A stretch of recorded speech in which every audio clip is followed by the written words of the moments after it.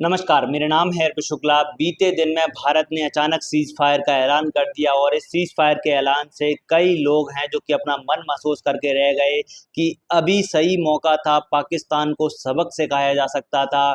या तो हम किसी बड़े आतंकवादी जैसे हाफिज़ सईद है, दाऊद इब्राहिम है, ऐसे आतंकवादी को ख़त्म कर देते तो भी मन में एक सैटिस्फैक्शन होता, या फिर पीओके को वापस ले लेते, या पाकिस्तान को बलूचिस्तान को अलग कर देते, एक बड़ा कदम उठा देते। लेकिन हम इस सब से चूक गए और जो पाकिस्तान जैसे सांप का एक परमानेंट इलाज कर सकते थे वो नहीं कर पाए। इस बात का मन महसूस करके हर एक भारतवासी है जो कि उम्मीद लगाए बैठे था कि सरकार से और प्रधानमंत्री नरेंद्र मोदी से कि वो सबक सिखाएंगे, क्योंकि वो अपने बीते भाषणों में लगातार कहते रहे कि पाकिस्तान के कुछ सही उसी की भाषा में जवाब देने की आवश्यकता है और इंटरनेशनल प्रेशर भारत बना सकता है। जबकि हुआ उल्टा, अमेरिका के राष्ट्रपति ने भारत और पाकिस्तान युद्ध के बीच में सीज फायर का ऐलान कर दिया और उन्होंने ही सबसे पहले ट्वीट के माध्यम से इस बात की जानकारी दी कि भारत और पाकिस्तान के बीच में सीज फायर की घोषणा होती है। और दोनों ही महान राष्ट्रों ने की उन्होंने पीठ भी तपतपाई, एक तरीके से कह सकते हैं,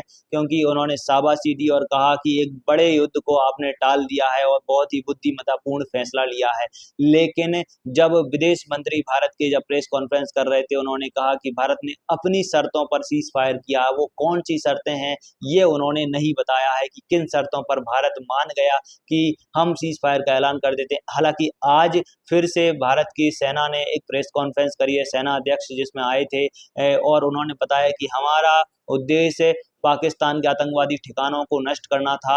हमने पाकिस्तान के एयरबेस या कह सकते हैं सैन्य ठिकानों पर कोई भी जवाबी हमला नहीं किया, बल्कि हमारा ना ही किसी सिविलियन को हमने निशाना बनाया। जब हमने एयर स्ट्राइक की तो हमारा पूरा उद्देश्य और एकमात्र उद्देश्य आतंकवादी ठिकानों को नेस्तनाबूद करना था। अब इसमें वो कितने सफल हुए हैं ये तो पाकिस्तान जान सकता है, या फिर वो आतंकवादी की उनको कितना नुकसान हुआ। हालांकि इंडियन आर्मी ने कुछ सैटेलाइट फोटोज तो जरूर दिखाए प्रेस कॉन्फ्रेंस में, जिसमें बताया कि इतना नुकसान है जो कि पाकिस्तान को हुआ है और हैवी नुकसान की बात है जो कही है। और इस सब पर ब्रह्म चिलानी जो कि जियो पॉलिटिकल एक्सपर्ट्स हैं, उन्होंने भी कहा है कि भारत एक बार फिर से जीत के जबड़े से हार को ले आया है। जी हाँ, जीत के जबड़े से हार को ले आया है और भारत अपने इतिहास से कुछ भी नहीं सीखा है। इंडिया टुडे से बातचीत करते हुए ब्रह्म चिलानी ने कहा कि भारत अपने इतिहास से कुछ भी नहीं सीखा। जब 71 की वॉर हुई थी, जब इंदिरा गांधी शिमला समझौते के लिए पहुंची थी, तब भी भारत के पास अपर हैंड था और भारत चाहता तो पीओके को वापस ले सकता था, लेकिन हमने कोई भी ऐसा कदम नहीं उठाया।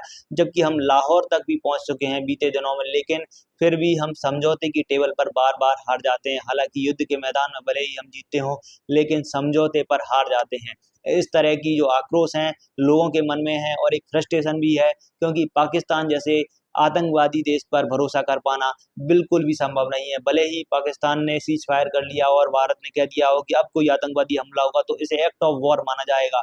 और सिंधु जल संधि की बात करते हैं तो उसके लिए भारत के पास कोई भी इंफ्रास्ट्रक्चर नहीं है जिससे भारत उस पानी का प्रॉपर यूटिलाइज कर पाए या रोक पाए। इससे पाकिस्तान को रत्ती भर भी फर्क नहीं पड़ने वाला। फिलहाल आपका इस सीज फायर पर और भारत पाक जो एक अल्पकालिक युद्ध हुआ था, इस पर आपका जो भी सोचना, अपनी राय जरूर दें। और क्या आतंकवाद का पूर्ण रूप से समाधान हो चुका है या नहीं, इस बात का उत्तर आप जरूर अपने कमेंट बॉक्स में दें और इस वीडियो को शेयर जरूर करें। और नए हैं तो इस चैनल को सब्सक्राइब कर